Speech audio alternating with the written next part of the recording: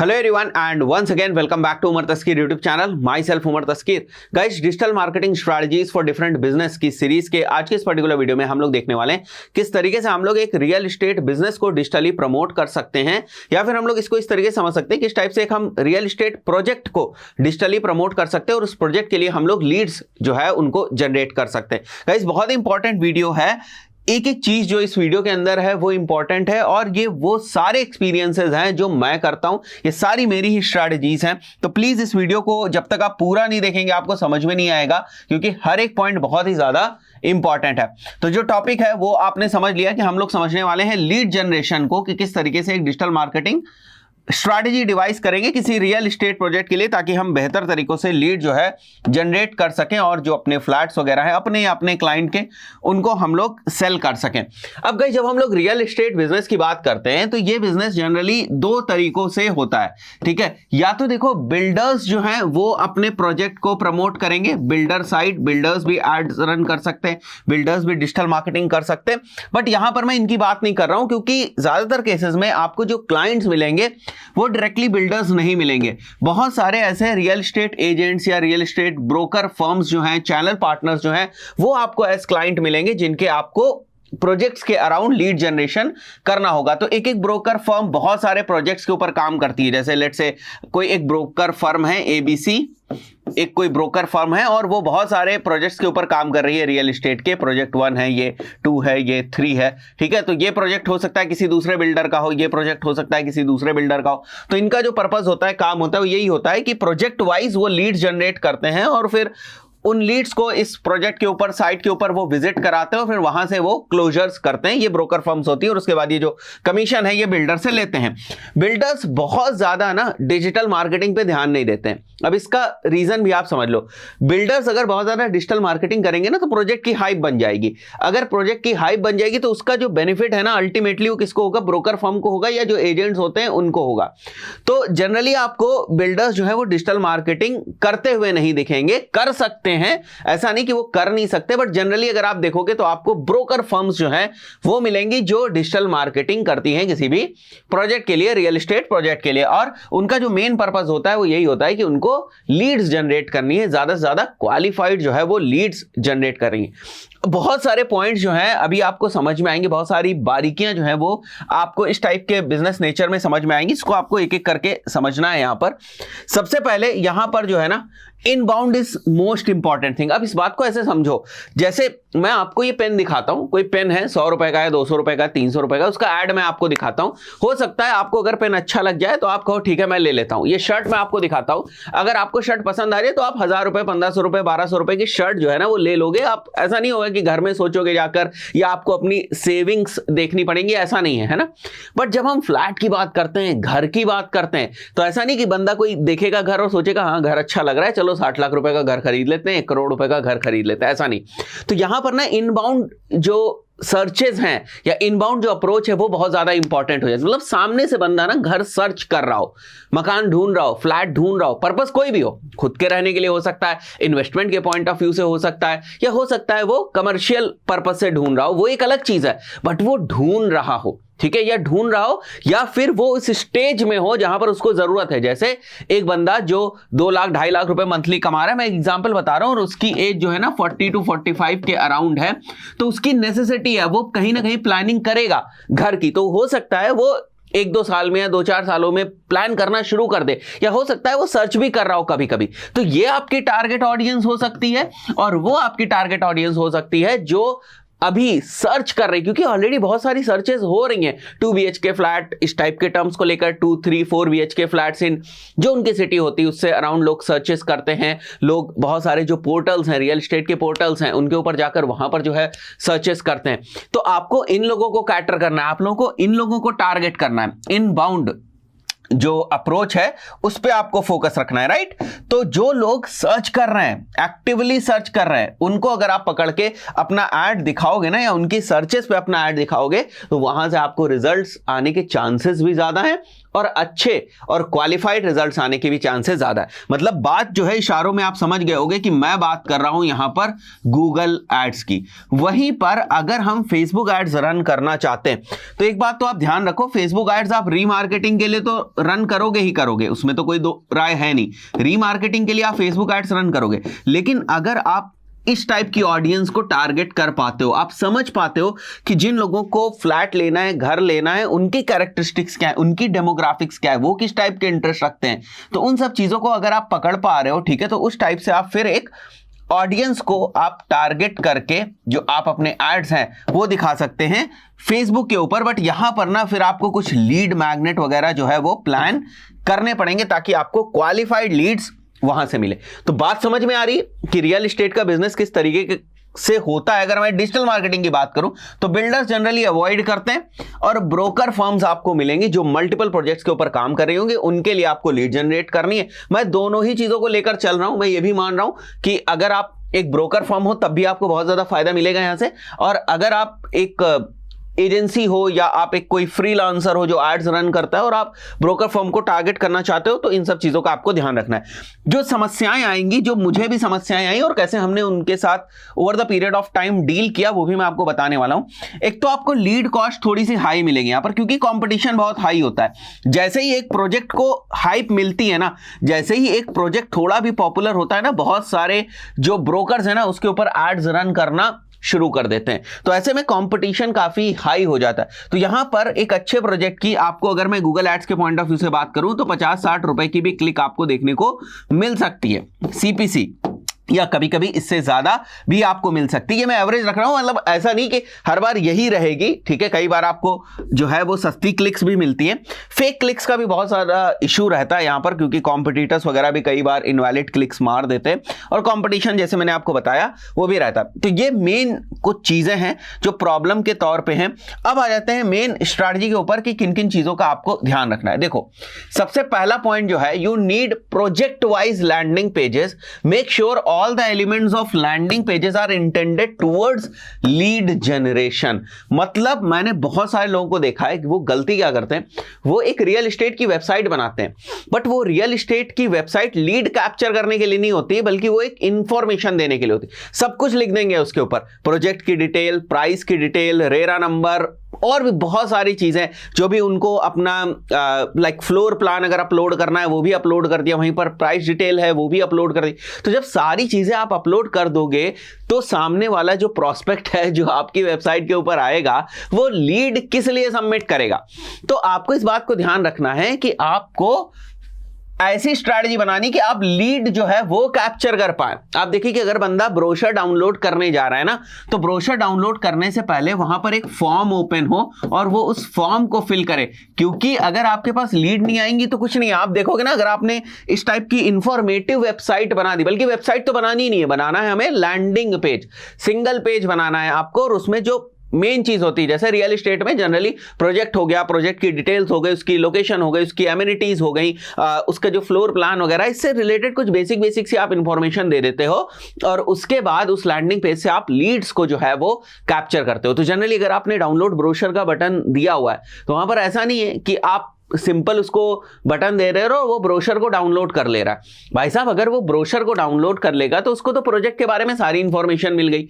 अब प्रोजेक्ट के बारे में उसको सारी इंफॉर्मेशन मिल गई, कहीं पर भी आपने जो है उससे उसकी इंफॉर्मेशन नहीं मांगी। तो ऐसा बहुत ही कम होगा कि जब आप उससे, जो प्रोस्पेक्ट है आपका, उससे उसकी इंफॉर्मेशन नहीं मांग रहे हैं, तो वो खुद आपको अपनी इंफॉर्मेशन देने वाला नहीं है, ये बात आप मान के चलो। तो वो ब्रोशर डाउनलोड करेगा, सारी इंफॉर्मेशन ले लेगा, और हो सकता है अपने आप ही साइट पे विजिट कर ले। बट वहीं पर जब ब्रोशर डाउनलोड करने के टाइम आप उससे इंफॉर्मेशन जो है वो ले लेंगे, तो आप उसको कॉल बैक कर सकते हो, उससे कम्युनिकेट कर सकते हैं कि भाई क्या प्रॉब्लम है, और फर्दर वो आपकी जो सेल्स टीम है वो उसको डील करेगी। यहां पर भी आपको एक अच्छी ट्रेंड सेल्स टीम की जरूरत पड़ती है, क्योंकि इट्स अ प्रोसेस, ठीक है। ये एक प्रोसेस है, ऐसा नहीं है कि आप इधर से बोलोगे ठीक है भाई आपको घर पसंद आ गया, ठीक है आप हमारे अकाउंट में पैसे डाल दो, हम रजिस्ट्री आपके घर भेजे दे रहे हैं। ये तो होने वाला नहीं।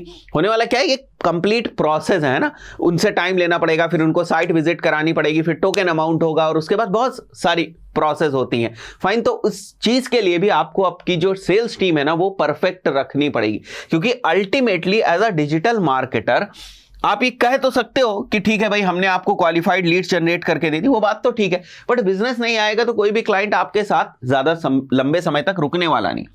तो आई बिलीव ये पॉइंट आपको, पहला वाला पॉइंट क्लियर हो गया होगा कि लैंडिंग पेज इस तरीके से हमें डिजाइन करना है कि लीड जनरेशन के एलिमेंट्स ना वहां पर साफ जो है वो तरीकों से प्रेजेंट हो। सेकंड पॉइंट पे आते हैं, you have to be aggressive in paid ads to get Leeds.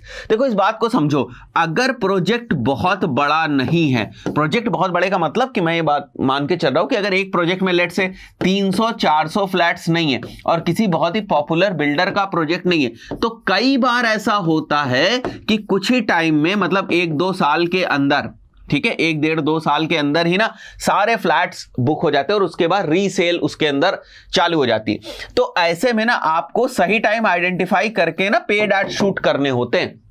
Paid ads पे बहुत ज्यादा रिलाई करता है यहां पर लीड कैप्चर। ऐसा नहीं कि आप एसईओ के इंतजार में बैठोगे, नहीं, लैंडिंग पेज आपने बनाया, एसईओ कैसे करोगे? या तो फिर आप वेबसाइट बनाओ, तो फिर वो एक ना पूरा आप बिल्डर की तरीके का ही इकोसिस्टम डेवलप कर रहे हो, तो उसकी जरूरत नहीं है आपको। तो फटाफट ना मार्केट से लीड निकालनी है, फटाफट आपको लीड चाहिए, ठीक है, अच्छी क्वालिफाइड लीड चाहिए सही तरीके से। तो इस चीज का आपको ध्यान रखना है, थोड़ा सा आपको पेड एड्स को लेकर एग्रेसिव रहना पड़ेगा, चाहे वो गूगल एड्स की बात हो, चाहे वो फेसबुक एड्स की बात हो। इनकी अपनी इंडिविजुअल स्ट्रैटेजी अलग हो सकती है, बट ओवरऑल जो मैं पॉइंट कह रहा हूं कि पेड एड्स को लेकर थोड़ा सा एग्रेसिव होना पड़ेगा। थोड़ा बहुत अगर मैं अपना गूगल एड्स का एक्सपीरियंस यहां पर शेयर करूं, तो गूगल एड्स में जनरली आपको 2-3 तरीके के कैंपेन्स बनाने का अपॉर्चुनिटी मिलेगी अगर आप रियल एस्टेट के ऊपर काम कर रहे हैं। पहला जो टाइप ऑफ कैंपेन है वो जनरल कीवर्ड्स को टारगेट करने वाला होता है, ठीक है, जैसे आप 1 BHK फ्लैट्स इन दिल्ली जो कीवर्ड है इसके ऊपर आप टारगेट कर रहे हैं, 2 BHK 3 BHK फ्लैट्स इन दिल्ली, इस टाइप के जो कीवर्ड्स के ऊपर आप टारगेटिंग करते हो, that is basically general keywords के ऊपर आप टारगेटिंग करते हो। सेकंड जो होता है वो ब्रांड होता है और ब्रांड रिलेटेड कीवर्ड्स को आप टारगेट करते हो। ब्रांड का मतलब जैसे मेरा प्रोजेक्ट ABC था तो उसका नाम ABC प्रोजेक्ट या ABC फ्लैट्स, इस टाइप से, ABC अपार्टमेंट्स, लोग इस टाइप से सर्च करते हैं। अब ये वाला जो पॉइंट है ना, ये बड़ा क्रूशियल हो जाता है तब। देखो, जब आप का ब्रोकर जो बिल्डर है वो प्रोजेक्ट जब लॉन्च करेगा तो स्टार्टिंग में ही, अगर वो बहुत ही पॉपुलर बिल्डर नहीं है तो स्टार्टिंग में ही उस प्रोजेक्ट को हाइप नहीं मिलती है। लेकिन बिल्डर भी थोड़े से एफर्ट्स करता है। किस टाइप के एफर्ट्स? जैसे न्यूज़पेपर में ऐड दे दिया, ठीक है, FM में ऐड करा दिया। ये ध्यान से समझना, इस बात को, बहुत इंपॉर्टेंट चीज है। तो जब बिल्डर ये सारी एक्टिविटी करता है ना, लेट्स से मैं अपनी कार ड्राइव कर रहा हूं और मैंने FM में सुन लिया कि अच्छा भाई ये जो फ्लैट है यहां पर बनने वाले हैं, ठीक है, या इस बिल्डर ने यहां पर एक और जो है वो टावर बनाना शुरू कर दिया। इस टाइप की चीजें जब मैं सुनता हूं तो प्रोडक्ट या प्रोजेक्ट का लिया, पता चला लॉन्च यहां पर हुआ और over the period of time यहां पर इसको हाइप मिली। ये एक टाइम था जिसपे इसको हाइप मिली। अब इस टाइम पे क्योंकि ब्रांड रिलेटेड सर्चेस बहुत ज्यादा बढ़ जाती हैं, तो ये टाइम पकड़ के रखना है आपको। इस टाइम पे आपको एग्रेसिवली ब्रांड रिलेटेड कीवर्ड्स जो हैं वो चलाने। तो इसकी थोड़ी सी आपको एनालिसिस करनी पड़ेगी, थोड़ा सा आपको समझना पड़ेगा।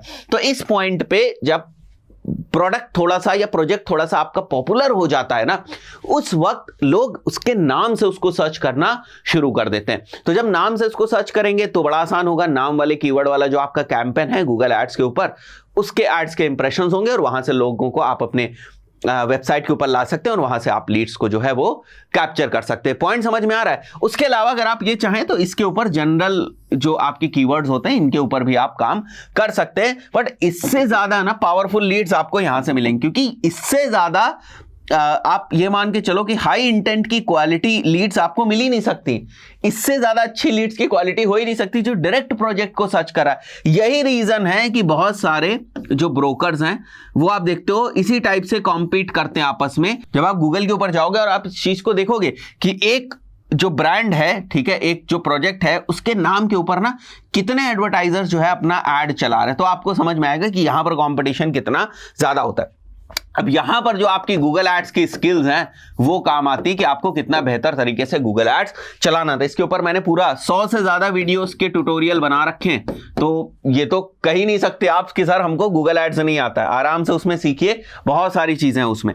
उसके बाद जो थर्ड पॉइंट है डेमोग्राफिक टारगेटिंग। थोड़ा सा फेसबुक एड्स के रिस्पेक्ट में अगर मैं बात करूं तो जो मैंने अभी आपको समझाने की कोशिश करी थी यहां पर ये वाला पॉइंट, डेमोग्राफिक टारगेटिंग काफी इंपॉर्टेंट हो जाती है। देखो कई बार सिनेरियोज ऐसे भी बनते हैं कि आप सोचते हो कि भाई मेरा फ्लैट तो हैदराबाद में है बट मैं उन लोगों को टारगेट करना चाहता हूं जो दुबई में है और फ्लैट्स इंडिया में सर्च कर रहे हैं, तो उनके लिए भी आप जो है टारगेटिंग कर सकते हो। वहां के जो रिच लोग हैं, ठीक है, जो इंडियंस हैं, तो थोड़ा बहुत लैंग्वेज वगैरह में डेमोग्राफिक्स उनकी स्टडी करके कि जो इंडियंस जो पीपल हैं जो दुबई में होंगे वो उनके एट्रीब्यूट्स क्या होंगे, ठीक है, या उनके कैरेक्टरिस्टिक्स क्या होंगे, उनके इंटरेस्ट क्या होंगे, उसके बेसिस पे काफी रिसर्च करके ना आप इस तरीके से भी टारगेटिंग कर सकते हो। बट ये लीड्स उतनी रिलेवेंट होती नहीं है, ठीक है, इन कंपैरिजन टू बाकी के जो हम ऑप्शंस देख रहे हैं। बट आप टारगेटिंग कर सकते हो, गूगल एड्स का भी आप यूज कर सकते हो। बहुत सारे लोग ऐसे हैं जो गूगल एड्स भी रन करते हैं। अगर लीड फ्लो अच्छा है, आपका लीड फ्लो ठीक ठाक है, बहुत सारी लीड्स आ रही है, तब आप किसी सीआरएम को भी कंसीडर कर सकते हैं। आज के टाइम में तो बिजनेस वाइज सीआरएम अवेलेबल है।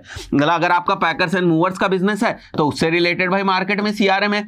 अगर आपका कोचिंग इंस्टीट्यूट है तो उससे रिलेटेड मार्केट में सीआरएम है। अगर आपका रियल एस्टेट का बिजनेस है तो उससे रिलेटेड सीआरएम है। तो आपको कॉमन सीआरएम की तरफ जाने की जरूरत ही नहीं है अगर आप लॉन्ग टर्म में किसी चीज को प्लान करो। बट हाँ, थोड़ी सी इसकी कॉस्ट होती है, बट ठीक है, अगर हमारा सब कुछ ठीक चल रहा है तो हम ये कॉस्ट भी बियर कर सकते हैं। उसके बाद जो पॉइंट है, identify the hype of project and push paid campaigns. Then जो मैंने पॉइंट बताया था आपको यहां पर, प्रमोट ऑफर्स। देखो रीमार्केटिंग में ऑफर्स बहुत वैल्यू रखते हैं, इस बात को आप समझिए। अगर आप रीमार्केटिंग कैंपेन्स चलाएंगे, और जो कि चलाएंगे ही आप, ठीक है, रीमार्केटिंग कैंपेन्स के बिना तो काम ही नहीं चलना है। तो जो भी ट्रैफिक आपकी वेबसाइट पे आ रहा है उसको रीमार्केट तो आपको करना ही करना है। बट ये जो रीमार्केटिंग होगी ये ऑफर बेस्ड होगी, ठीक है, ऑफर बेस्ड। कुछ ना कुछ आपको प्रमोट करना है, फाइन, कोई ना कोई आप ऑफर ऐसा जरूर बनाइए जिसकी हेल्प से आप प्रमोशन कर सकें, ठीक है। जैसे कुछ भी आप एक कार जो है, कार, बहुत सारे बिल्डर्स इस टाइप के भी ऑफर्स निकालते हैं कि आप कार दे सकते हैं उनको उनकी बुकिंग के ऊपर, ठीक है। कुछ लोग गोल्ड कॉइन देते हैं, कुछ लोग सिल्वर कॉइन देते हैं, ठीक है, कुछ लोग कोई इवेंट वगैरह करा देते हैं, ठीक है, इवेंट वगैरह। तो ये सारे बहुत सारे ऑप्शंस हैं जो बेसिकली आपको थोड़ा सा रिसर्च करना पड़ेगा, तभी आपको उस चीज की क्लियरिटी होगी। तो ऑफर्स के आगे मैं रीमार्केटिंग लिख देता हूं ताकि आप लोग भूलें ना, ठीक है। तो ये देख रहे हैं, सारे पॉइंट इंपॉर्टेंट है, एक एक चीज का ध्यान रखना है।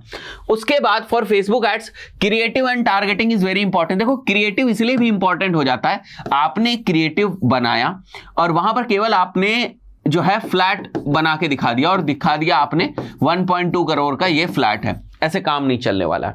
इसके जो बेनिफिट्स हैं वो भी आपको लिखना पड़ेगा, ठीक है। यहां पर थोड़े से आपको फैमिली रिलेटेड ना इमोशंस भी जोड़ने पड़ेंगे। कभी आपने एलआईसी का ऐड देखा है?